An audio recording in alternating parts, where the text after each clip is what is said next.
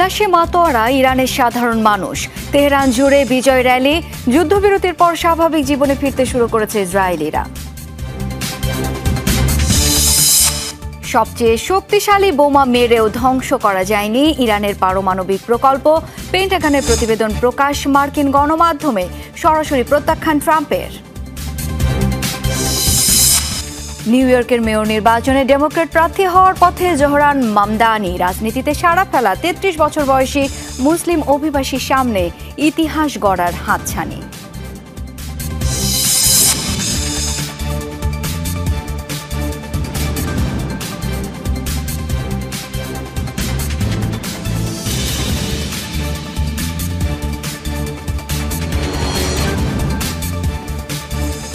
এতক্ষণ শিরোনাম দেখছিলেন, আপনাদের সাথে আছি আমি শাওন দত্ত। ইসরায়েলের সাথে লড়াই এবং যুদ্ধবিরতির পর ইরান জুড়ে চলছে উল্লাস। পরমাণু কেন্দ্র ধ্বংসে ব্যর্থতা এবং ইসরায়েলের বিভিন্ন স্থানে হামলা চালানোর সফলতা উদযাপন চলছে ইরান জুড়ে। এদিকে যুদ্ধবিরতির পর স্বাভাবিক জীবনে ফিরতে শুরু করেছেন ইসরায়েলিরাও। এর আগে পাল্টাপাল্টি যুদ্ধবিরতি লঙ্ঘনের অভিযোগ আনে তেহরান, তেল আবিব। রাজধানী তেহরানে সমবেত লাখো লাখো ইরানি। ইসরায়েলের সাথে যুদ্ধবিরতির পর উল্লাসে পথে নামেন তারা। পরমাণু কেন্দ্র ধ্বংস কিংবা ইসলামী সরকারের পতন, কোনোটিতে ইসরায়েল সফল হয়নি। উল্টো তেল আবিব সহ ইসরায়েলের বিভিন্ন স্থানে হামলা চালাতে সফল হয়েছে বিপ্লবী গার্ড বাহিনী। তাই যুদ্ধবিরতিকে বিজয় আখ্যা দিয়ে উল্লাসে মাতেন তারা। আমাদের মাথা নত করার ইতিহাস নেই। যারাই আমাদের বিরুদ্ধে আগ্রাসন চালিয়েছে তারাই ধ্বংস হয়ে গেছে।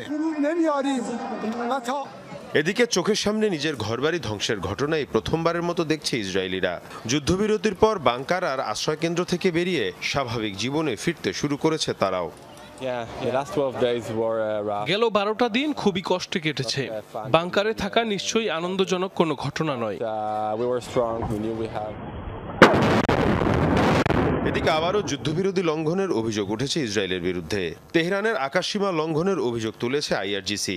দাবি, মঙ্গলবার যুদ্ধবিরতি কার্যকর হওয়ার পর থেকে ইরানের বিভিন্ন স্থানে ড্রোন ও মিসাইল হামলা চালিয়েছে আইডিএফ। এদিকে ইসরায়েলমুখী দুটি ড্রোন ধ্বংসের দাবি করেছে আইডিএফ, যা ইরান থেকে ছোড়া হয়েছে ধারণা করে বিবৃতি দেয় ইসরায়েল। আগ্রাসী ইসরায়েল ড্রোন ব্যবহার করে আবারও আমাদের আকাশসীমা লঙ্ঘন করেছে।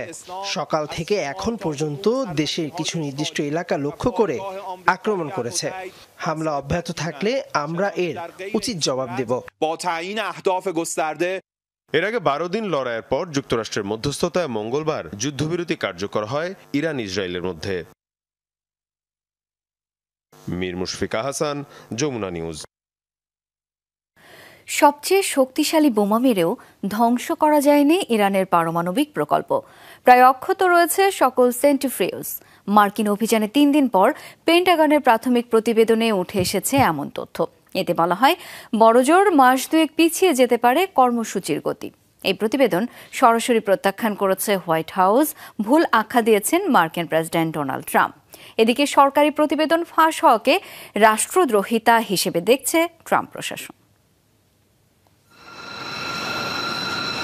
30,000 পাউন্ডের 14টি বাংকার বাস্টার বোমা, 30টির মতো টমাহক মিসাইল, আনুমানিক 75টি প্রিসিশন গাইডেড উইপন। এত সব ধ্বংসাত্মক অস্ত্র ব্যবহার করেও ইরানের কতটা ক্ষতি করতে পারল যুক্তরাষ্ট্র? স্বয়ং মার্কিন গোয়েন্দা তথ্যই বলছে ইরানের পারমাণবিক স্থাপনার তেমন কোনো ক্ষতিই হয়নি। শনিবার অত্যাধুনিক 7টি B-2 বোমারু বিমান সহ মোট 125টিরও বেশি যুদ্ধবিমান দিয়ে ইরানের 3 সুরক্ষিত পারমাণবিক স্থাপনায় হামলা চালায় যুক্তরাষ্ট্র। অভিযানের পর এটিকে ইতিহাসের অন্যতম সফল হিসেবে দাবি করেন মার্কিন প্রেসিডেন্ট। কিন্তু 72 ঘন্টা না পেরোতে ট্রাম্পের দাবিকে ভুল প্রমাণ করে নতুন তথ্য জানালো পেন্টাগন। অপারেশন মিডনাইট হ্যামার নামক অভিযানটি নিয়ে একটি মূল্যায়ন প্রতিবেদন তৈরি করে পেন্টাগনের গোয়েন্দা শাখা ডিফেন্স ইন্টেলিজেন্স এজেন্সি, যেখানে দাবি করা হয় যুক্তরাষ্ট্রের হামলায় ইরানের পরমাণু কর্মসূচির উল্লেখযোগ্য কোনো ক্ষতি হয়নি। হামলার পরও প্রায় অক্ষত ছিল সেন্ট্রিফিউজগুলো। এমনকি কোনো ক্ষতি হয়নি মজুতকৃত সমৃদ্ধ ইউরেনিয়ামেরও, যা উঠে আসে CNN, CBS এর মতো গণমাধ্যমগুলোর প্রতিবেদনে। রিপোর্ট অনুসারে ইরানের বেশিরভাগ প্রকল্পই এখনও অক্ষত। তেমন কোনো ক্ষতি হয়নি ভূগর্ভস্থ স্থাপনার, শুধু স্থলভাগের অবকাঠামোই ধ্বংস হয়েছে।